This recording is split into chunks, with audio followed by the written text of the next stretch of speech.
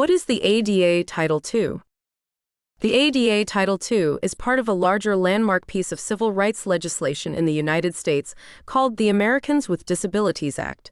First signed into law in 1991, Title II specifically mandates that all programs, activities, and services provided by state or local governments are accessible to individuals with disabilities. Examples of these government entities could include cities, towns, counties, municipalities, and states. In addition, Title II also extends to programs or services provided by schools, transportation systems, and law enforcement agencies.